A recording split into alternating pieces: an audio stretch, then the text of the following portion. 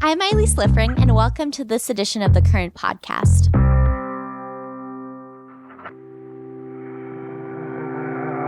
This week, we're excited to be joined by two guests, Josef Najm, Director of Programmatic and Partnerships at Reuters, and Mibbie Plouvier, Head of Programmatic at software company SAS. Together, we'll explore the publisher and advertiser dynamic at a time when some advertisers remain cautious about appearing alongside certain types of news. The business model for news is under pressure, and publishers are looking for better ways to monetize their journalism with effective ads. We'll dive into why things may be changing for the better. Recent research indicates that it's safe for brands to advertise next to quality journalism, regardless of the news topic. Reuters, founded in 1851 and owned by Thomson Reuters, is one of the world's largest publishers, with journalists in over 200 locations writing in 16 different languages. SAS sits at the intersection of data and AI, delivering analytical insights to brands.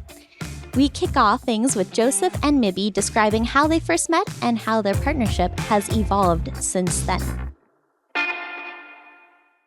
It's so great to have you here today. First off, how did you first meet, and how would you describe how your partnership has evolved? Great. Thank you so much for having us. It's a pleasure to be here. Mibbie and I met about 5 years ago when I joined Reuters, coming from the buy side. I was just leaving a stint at Diageo and coming in as the programmatic sales specialist at the time. Mibbie was working in Paris, and she was, I believe, the global programmatic lead. And everyone was just like, hey, programmatic guy, this is a programmatic person. I think you should connect with them. And at the time, we were doing some business with SAS, or maybe a little bit. And hearing that she was from Paris, and also knowing that I had worked at L'Oreal, I wanted to connect with her from like a French connection perspective, and also knowing that she was American. So I shot her an email, reaching out and asking her some questions like how things were going. It was a fun connection because I was new to Paris, and Joseph reached out and was telling me all these fun French anecdotes of how Parisians and French people are more like coconuts and Americans are more like peaches. And it was a great analogy to start the intro. But we've had a great relationship. Joseph has been resilient in calling on our business, and the more trust we built up, the greater the partnership has become, and we've been able to do some really great things together.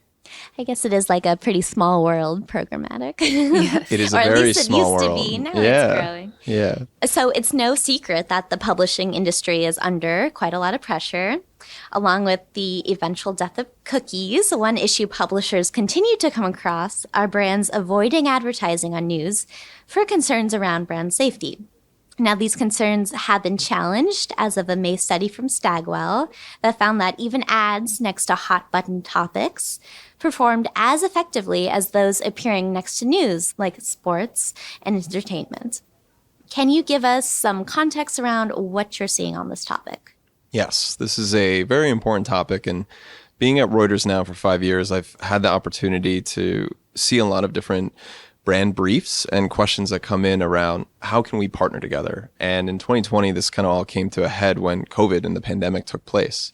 So what we found was, a lot of advertisers turn to the solutions that they have around advertising, ad tech platform, blocking tools like keyword lists, pre-bid filters, monitoring tags, blocking words like COVID, China, Wuhan. And then it just precipitated after that, and almost the spiral effect, because the news cycle and the realities of that was happening continued. So just in the year of 2020, so much happened, whether it was George Floyd's murder, the beginning of the Black Lives Matter movement, the election as well. A lot of people forget the election took place there too. And now 4 years later, history is continuing in this really real time. Just to kind of put it into a global perspective, 2/3 of the world's democratic populations are going to the polls this year, not just the US. And a lot of people just think it's the US, but really important countries like Taiwan, for example. And we're covering that. And we're also covering 2 global world conflicts, Israel and Gaza, as well as Russia and Ukraine. When we're doing all this, it costs a lot of money. And it's important to find brand partners that are willing to support trusted journalism. And at the same time, understand that when they're partnering with news publishers, that audience that they're reaching is a really important audience. It's an attentive audience, an audience that's willing to engage. I always like to think back, like when the pandemic happened, where did we all turn? We turned to the news. And I'm really appreciative of a lot of these studies that are coming out with Stagwell, for example, but even going back to 2020 when the IAB released this Trust Halo report, 84% of consumers had a positive or neutral impact when they saw an ad adjacent to a trusted source. And I fast forward to now, and folks are talking about Gen Z audience and trying to reach that audience. Gen Z cares about the facts. They care about trust. So finding partnership with SAS and being able to present this audience and showing that you can have ad adjacency next to the hard news and reach that audience has been leading to successful business outcomes for both of us. And it's really been great partnering with Mibbie on those activations. And then from our perspective, I'd say, I think it's easy to find comfort in blocking certain words, but what we like to do is partner with trusted news sources and award-winning news sources because we know that no matter what news they're reporting upon, our brand's going to be safe around it. And we know that we're going to be okay no matter what the news is. And I think with the current news cycle and how constant it is, you could almost just go down a rabbit hole of blocking everything. So from our perspective, it was let's partner with key publishers that we can trust. And then we don't have to worry as much about trying to continue to block things or worry about being somewhere we don't want to be. Yeah. And on that point, even like the bad news, I don't think it doesn't hurt your brand, as research has shown. Brands are still very fearful about that. Was that your original hesitancy in advertising or? It actually wasn't, because for us, we take the security in knowing how we're going to be around the right kind of content, and Reuters reports on the news in a very fair way. So for us, even if it's bad news, we're okay with being there. It took a while to get there internally, but that was several years ago. And I think it was around COVID when everybody was a little fearful of the news. But we're very confident with the partners we have. And for us, it was also, how can we make these things happen programmatically? Because we can buy things a lot easier and more smoothly if it's through our platforms. So Reuters was very good about helping us out in that sense too. Yeah, I think it goes back to the consultative approach. When I first presented to SAS and to Mibbie and team, it was always with the thinking of, okay, great company culture, just like Reuters, we have a history, they have a history of innovation too. And at the end of the day, as Mibbie said, the fairness of how we go to report, that unbiased nature, it really creates and fosters an environment for trust with the audience, trust with the content. So when they have a trusted message that they're really trying to deliver to that audience, we just knew that it was going to be a perfect synergy between the two. So I really never had concerns, but I will say, and this is the importance of kind of stepping in and having that partnership with that news publisher partner, if the situation gets a little bit out of control from a hard news perspective, it's important for the news publisher to step in and say, hey, maybe we don't run this campaign right now, but we will come back and we'll make sure that the creative message is appropriate to what's taking place, but also at the same time, hey, we're gonna protect your brand. And I think in some cases, it happened, for example, with Applebee's running against a CNN ad when I think it was Russia and Ukraine combat was starting to happen. And what came from it was some rhetoric around, we don't want to be around that content, and why could that have been shut off? And I don't know the full schema behind it, but I really do think it wasn't the intention for CNN to run an Applebee's ads there. But that ad went to supporting journalism and supporting that moment in time that a lot of people were looking at. And my hope is like a brand like Applebee's will find a way to come back to running on news again and not say, hey, we're going to shut it down and continue not running there. Definitely.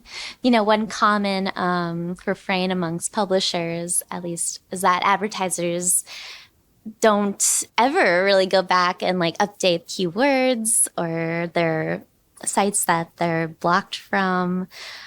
What is the fear here? Yeah. So I do think there's a little bit of foundation of a fear strategy here. And I think that strategy, unfortunately, comes from the fear of the screenshot, for example, and what that might lead to. And when it comes to exclusion lists, I think one of the funniest things I recently heard was a certain agency had an exclusion list or their exclusion list, which kind of speaks to a problem in itself, where if you're applying words like people's beliefs, religions, communities, whole countries, etc., you really run into a situation where, is that appropriate for your media campaigns and your paid campaigns? To me, understanding that brand and doing my research when I go to pitch, it's recognizing what is in your keywords doesn't really reflect what your brand is trying to promote from a communication style as well. But I think Mibbie has some specifics if you want to share from your side. We've been chatting about this a little bit, but they're pretty good. They're relevant to the French culture as well. Well, I think you lose a lot of context when you block keywords. And at some point when Notre Dame was on fire and burning, a lot of people were blocking Paris, they were blocking fire. And now if you don't go back and revisit those lists and you continue to just have these long lists of blocks, you're missing out on Olympics coverage with the Olympic torch, with the flame, with even the Paris coverage. So there's a lot that if it's not completely maintained, I think it's a hard kind of road to continue to go down because there's a never ending way to go if you keep blocking and blocking. So I think that's where you should go more the curation route. And that's the route we've gone, is to curate our sites, curate who we're working with. And so then it's not as fearful and you don't get that email to your CEO, which had happened. And it comes down to you if you're the screenshot. And then you have to say, well, that's a good point. Why are we here? Why are we running there? So sometimes it says hard lessons that make you rethink how you're blocking things and the approach you're going to have. I want to bring up AI here because in a sense, I feel like potentially it could help eventually with something like keywords. Maybe with marketers, maybe it's a chance to actually use it to run through keywords really fast and see if it's actually gonna actually with terms that aren't several years outdated or something like that. What do you think? I think it's only going to help our business and help speed the process, to your point of going through those massive lists and staying active with what's constantly changing, like the news. So I only think it's going to benefit us. But I think AI in general across the programmatic landscape is going to be a benefit instead of more of a hindrance that some people might think it may be. Yeah, AI is unique because there's generative AI and then there's AI. And I think in the programmatic space, we've been playing with AI a lot, like machine learning algorithms, the ability to target the person, right place, right time, right message. That's all AI. And I think the tools that publishers are now getting that maybe they weren't always accustomed to having, or the ease of being able to check things or recategorize things or work with their product leads to say, hey, what is happening here in the bid stream? That's going to come out more to make a cleaner path and make sure that the buy side is really saying, okay, let's triage it maybe. Let's say, okay, if this is Reuters and a trusted brand, then good to go. But okay, next word that pops up, okay, maybe it's related to this, but because Reuters, still okay. I don't think those solutions exist. They're a little bit more potential blankets. But with AI, you have to understand the risks too. And I think in a Gen AI world, working at a news publisher, it's also really important to understand, I sit on the commercial side. So my uses of AI and generative AI are going to be different than the editorial team. And it's important to make sure, this is anyone that's on the news side, what is your AI and Gen AI policies? Because you don't want there to be conflict with your editorial team and commercial team, but you do want to promote innovation at the same time. Now, I want to talk a little bit about the campaign that you actually ran and that you pushed through all that hesitancy for, and then maybe if you could share some of the results you saw from that. Yeah, so we've been doing a lot of great testing with Reuters. So the baseball campaign was a great example because we owned all their coverage of the World Series, which was great for us as a brand to know that we're there all the way through the end. And it was a good series. But then we've also been doing some testing with Reuters with LinkedIn. So they've been contextually making videos for us around AI specifically, and our ads are surrounding that. And we've seen massive increase in our click-through rate, exceeding benchmarks, great view-through completion. So it's partnering in very smart ways and being able to test together that I think we've seen a lot of great success. And we're also running on their YouTube channel. So another great way to keep our ads in a brand safe environment on Reuters YouTube instead of all over the place how YouTube can be. So that was a new strategy that we tested together as well. Yeah. And we also had audio with Alexa and Google Home. So when you ask Google Home what the news is for the day, our ad would run before that. And that was a great way of just getting our brand out there and getting some more awareness of who we are. And the great point of that too is we were able to buy that programmatically. So a lot of these things that necessarily some publishers wouldn't let us buy programmatically, we were able to run with Reuters programmatically. So that made things a lot more smoother. Because of Mibbie's ad tech stack, we have the ability to front the costs via the impression delivery and the cost per day for an activation. And then, as a publisher behind the scenes, you just have to work through your finance team to how you're going to fund those projects and support the teams. But the LinkedIn Wire program, it's a really great success story of how you can combine really great content from a news publisher, and this is all editorial content. So nothing was created bespoke. It was just around the same coverage that our editorial teams would be doing for AI. The message that Mibbie was trying to deliver and SAS team was trying to deliver, plus the LinkedIn data that was tied to it as well. And all those things, and I think this also comes into challenging your partner, is it came to a pretty high CPM and cost, but it's the old adage of kind of what you get, what you pay for. And I think the return and what they saw and the engagement and how it compared was really great. And what I also like about being at a publisher for 5 years, but also having this ad tech background is the way I approach a partner like SAS is, hey, we're omni-channel. Like you think omni-channel and infinite places, but you could work with one partner in an omni-channel approach. And this is very much that and some. So it's been really great partnering with Mibbie and SAS to really test these different things and be innovative. It's fun. Now, finally, to both of you, are you optimistic that news publishers are on the right track to fund journalism at this moment? There's a lot that's being done in the right way, in the smart way, but it's also important to take stock of all the different revenue streams. So subscriptions is very big.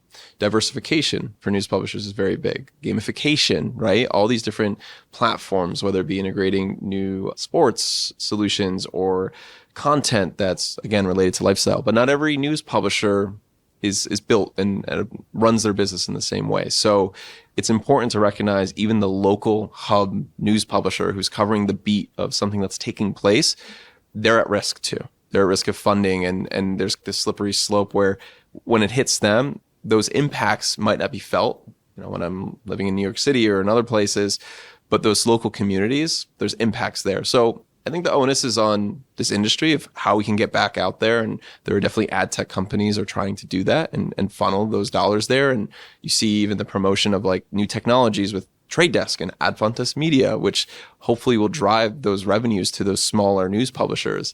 But, at the same time, we're challenged, whether it's ads coming from brands, but then even certain algorithm changes that are impacting business lines that had 7-figure revenue streams. You're seeing it across the board. So I think the stress is real. I think the stress is real for a lot of people, but it's important that, we keep innovating and finding brand partners like SAS to come to the table to speak about how partnering with news is good. And you can find opportunity in hitting that audience and driving ROI and driving performance.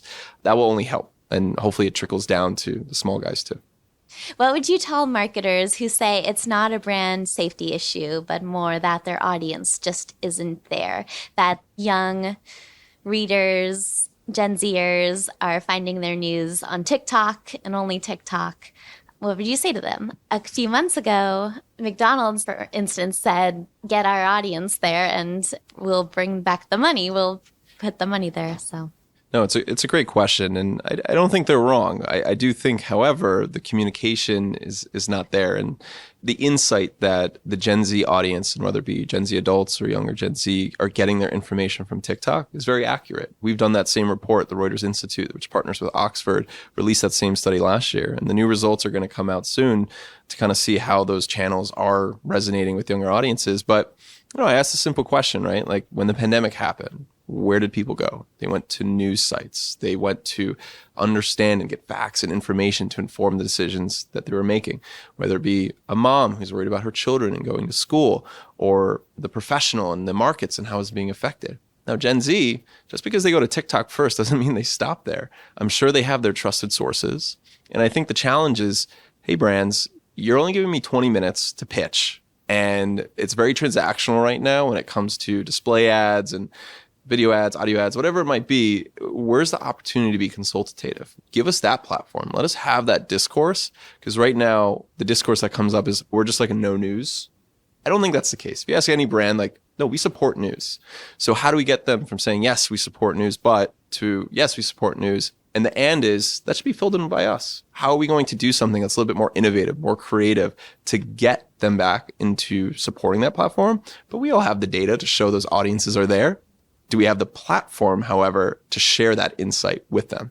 That's something that needs to be rebuilt a little bit.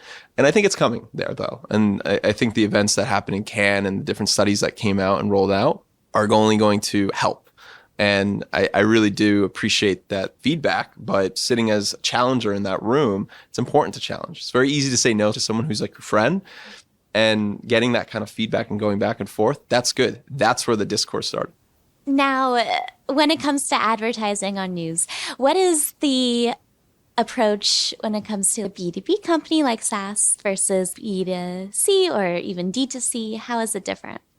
I think we just have to look at what we're trying to advertise and get our awareness out there about, and we're selling a very high-end software. And for us, that relationship of premiumness with publishers and having that there. We're not chasing cheap clicks because we have a very long sales cycle. So when it comes to B2C, that somebody's going to see those shoes and go buy them, that's very different than making a long-term decision to purchase a software. So for us, we want to have that consistency with the brands and longevity more so than being kind of all over the place, searching those cheap clicks or cheap impressions. So we pay a little more just to get that consistency, to get that frequency, but also we have to think about sales cycles. And so ours is very long, 9 months to a year, so long enough to have a baby. So we really have to have that consistency, right, of being in the same place and having that consistent message.